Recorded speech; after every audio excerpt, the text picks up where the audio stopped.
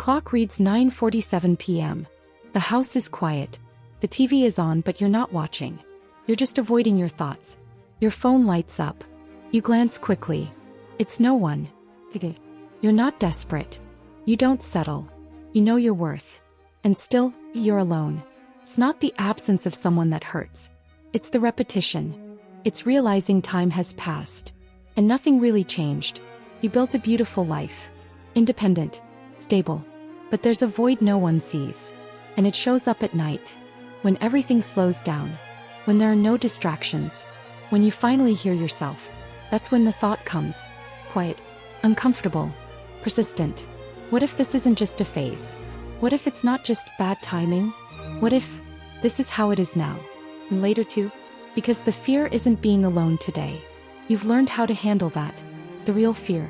Staying this way. And maybe that's the part you avoid naming. There's a quiet reason this fear grows after 40. And it's not weakness. Not neediness. Not lack of worth. It's awareness. A level of awareness you didn't have before. A clarity you can't turn off anymore. And that changes everything. You've lived enough not to romanticize beginnings. You've seen intensity turn into confusion. You've seen promises turn into absence. You've felt connections that didn't last. And that left marks. Not always visible, but deeply stored inside you. Now you feel before you believe. You don't rush anymore. You observe. You test consistency. You notice details. You sense when something is off. And you don't ignore it anymore. This looks like maturity. But it's also active protection. And protection isn't the problem. The problem is when it becomes automatic. When it enters before the experience. When it filters before connection. When it blocks before anything real begins. You don't do this consciously. You do it from emotional memory. And that runs deeper. You want real connection. But you no longer accept superficiality. You want consistency. But you don't tolerate ambiguity. You want someone whole. But you don't compromise your own wholeness. This isn't too much. This is alignment. But alignment has a side effect. It drastically reduces options. Not because the world got worse, but because you changed. What once felt enough, now doesn't hold. What you ignored, now bothers you. What you tolerated, now you refuse. And that creates a new kind of silence. According to Esther Perel, modern love holds an invisible tension. We want emotional depth. Without losing our freedom. We want belonging. Without losing identity. We want safe love. Without repeating old pain. And that's where something breaks. Because the more you know yourself, the less you negotiate who you are. And the less you negotiate, the less you adapt to what doesn't fit. And the less you adapt, the rarer compatibility seems. And that starts to weigh on you. Your brain doesn't call this growth. It calls it risk. It reads it as lost opportunity. As delay. As potential permanent absence. It doesn't see your maturity. It sees the possibility of lasting loneliness. And it reacts with anxiety. And that's why at night, when everything quiets down, this feeling gets louder. It's not desperation. It's not neediness. It's an unresolved internal conflict between who you've become and what you haven't found yet. And that's when the question shifts. It stops being about others and starts being about you.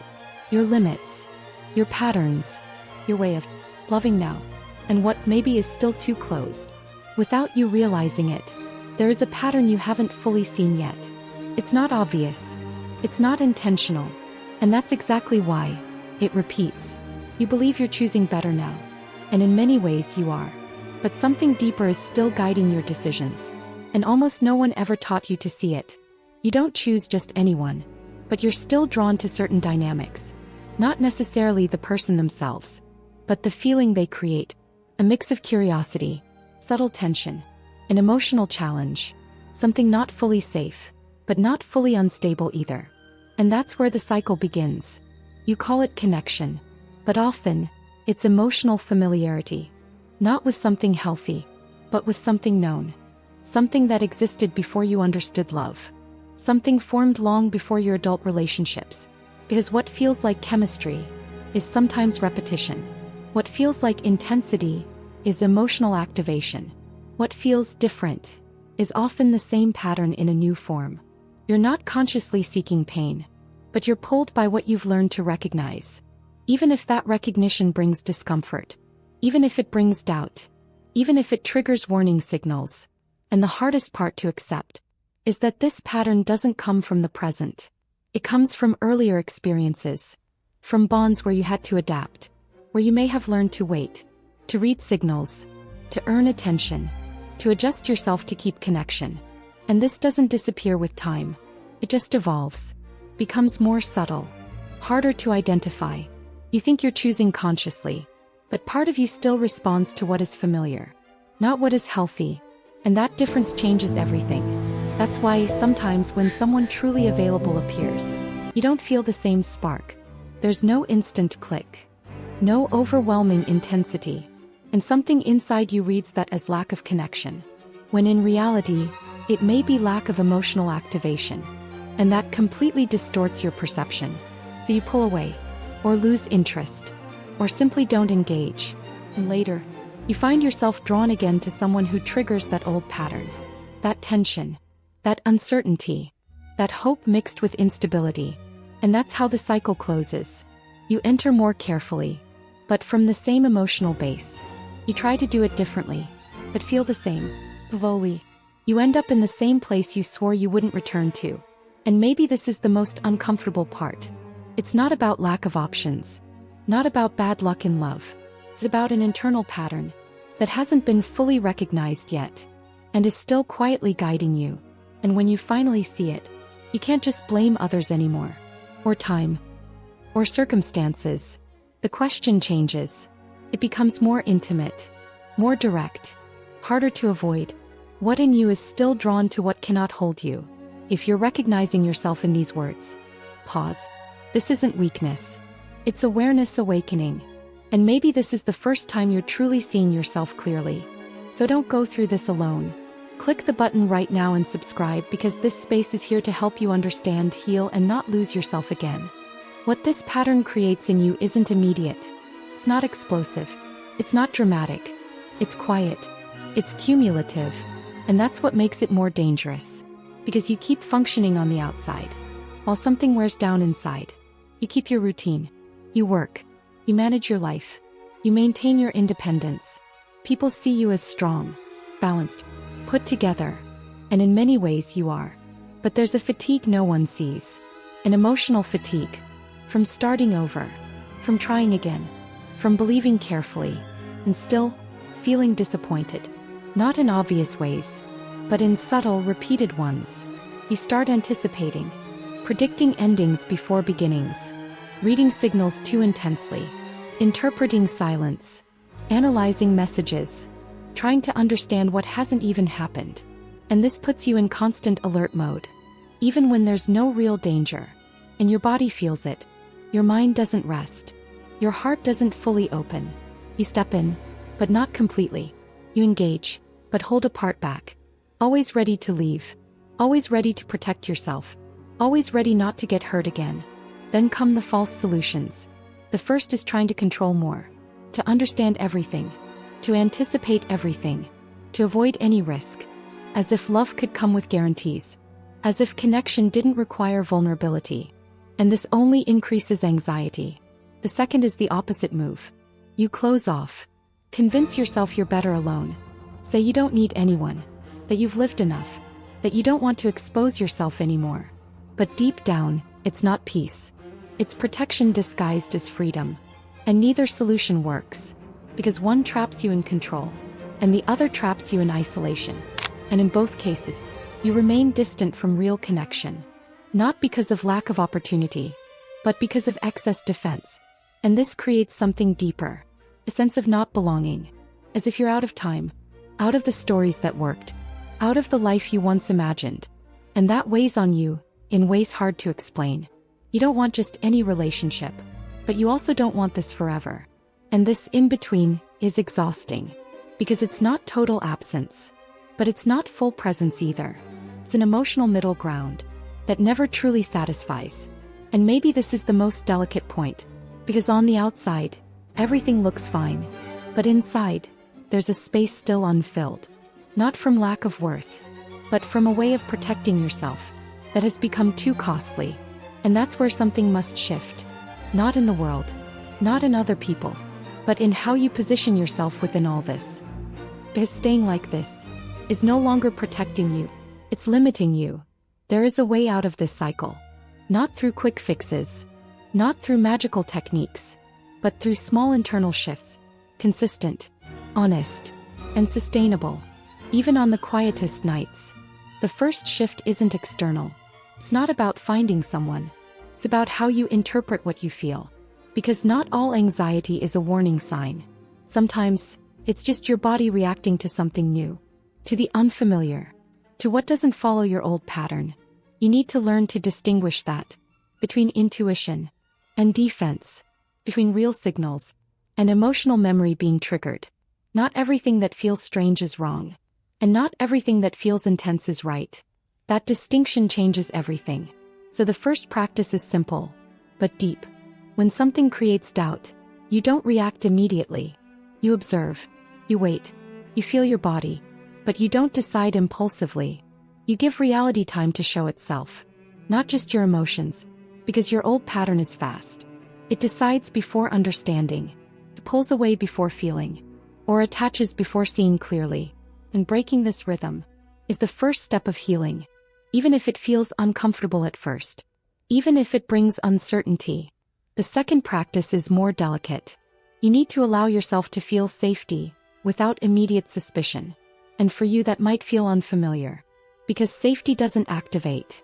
It doesn't rush. It doesn't confuse. And that's why it can feel boring at first. But it's not lack of connection. It's lack of threat.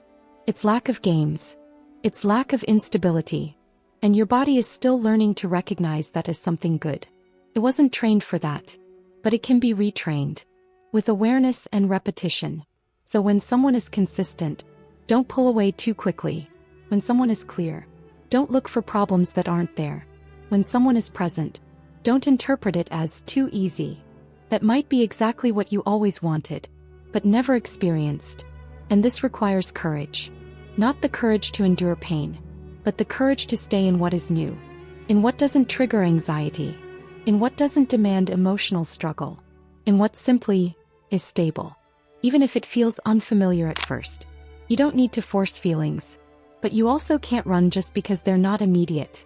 Some connections don't start intense. They start calm. And grow over time. That's not lack of chemistry. That's real building. And slowly, something shifts inside you. Not suddenly, but steadily. You begin to trust time more. Urgency less. Observation more. Reaction less. And that changes the kind of relationship you allow. And maybe for the first time, you're not trying to make it work. Nor avoiding it from failing. You're simply present, aware, available with consciousness, without abandoning yourself, and without closing off. And in that space, something different becomes possible. If you got distracted, come back right now. As this part shifts everything. There comes a moment when the pain is no longer just emotional. It becomes quieter, deeper, harder to explain, because it's not just about someone not arriving. It's about what that started to mean inside you. And that touches your soul. You begin to question things that once felt solid. Your worth, your timing, your choices. You revisit the past, reinterpret your story. And without realizing, you start carrying a weight that isn't fair, but feels real. But there's something you need to hear clearly. God does not measure your life by your relationship status. He does not define your worth by someone being beside you. And He is not late in your story. Even if it feels like silence, even if it feels like pause, even if it feels like absence, it is not abandonment. God's presence is not loud. It doesn't invade. It doesn't force. It remains. Especially in the spaces no one else reaches. Especially on the nights you feel most alone. Especially when you begin to doubt yourself. That's where He is closer than you think. As written in Psalm 34 verse 18. The Lord is close to the brokenhearted. It doesn't say He avoids pain. It doesn't say He rushes the process. It says He draws near. That He remains. That He sustains. And that changes how you walk through this. Maybe your loneliness is not a void to be quickly filled, but a space being carefully prepared. Not for just any presence, but for something that doesn't destabilize you. That doesn't shrink you. That doesn't pull you back into who you no longer are. And that takes time. Meanwhile, God is working in silence, aligning within you what still needs grounding, healing parts that still react from defense, calming what still lives in alert mode, and teaching you something deeper than waiting for someone, teaching you how to remain whole. Because the love you're looking for cannot require you to lose yourself, cannot depend on you adapting to what doesn't sustain you, cannot be built on anxiety, doubt, and constant effort. And God knows that. Even when you forget, even when you question, even when you're tired. And that's why sometimes, what doesn't happen is also care. What doesn't move forward is also protection.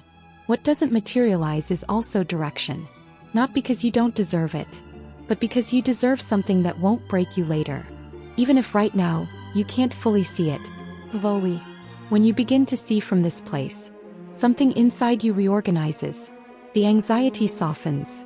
Urgency loses strength. Comparison fades. And your faith stops being expectation and becomes presence. And to that point, loneliness stops being a threat and becomes a passage. There comes a moment when you stop fighting the silence. Not because you gave up, but because you understood something deeper. You are not being forgotten. You are being repositioned. And that completely shifts how you see your story. Not as delay, but as alignment. You begin to realize you didn't do everything wrong. You simply outgrew what you once accepted. You no longer fit into shallow relationships. You stopped romanticizing one-sided effort. You stopped calling anxiety love. And that distanced you from many things. But it also protected you from losing yourself again. And that matters. Loneliness then starts to change shape. It stops being a threatening void and becomes a space of clarity, a place where you hear yourself without noise, where you see yourself without distraction, where you grow stronger without external validation. It's not always comfortable, but it is real. You no longer rush. You don't try to fit someone into your life just to fill space. You don't negotiate your limits to avoid silence. And most importantly, you no longer abandon yourself to be chosen. Because now you understand. Being chosen without choosing yourself was never love. And this brings a different kind of peace. Not perfect, not constant, but grounded. A peace that doesn't depend on messages, or someone showing up, or external validation. A peace that begins within, and stays even in silence. You still desire love. And that hasn't faded. But now that desire doesn't control you, doesn't rush you. It doesn't make you settle. It doesn't place you in scarcity. It simply exists, with more clarity than urgency. And that changes everything. Because you're no longer trying to prove your worth, or fill an internal void. You are available, but not needy, or open, but not vulnerable to losing yourself. And when someone truly aligned appears, it won't come with confusion, or instability, or constant doubt. It will come with presence, with consistency, with growth. And you will recognize it, not by intensity, but by peace. And if that moment hasn't arrived yet, it doesn't mean lack of destiny. It means ongoing preparation. It means something is still aligning within you and outside as well. Because what is right does not require fear-driven chasing. And maybe in the end, the love you've been waiting for is not just someone arriving, but who you became while learning to wait. More whole, more aware, more grounded, or at peace. And that's where everything shifts. Not because someone appeared, but because you finally didn't lose yourself along the way. If this message resonated with you, subscribe right now to our channel.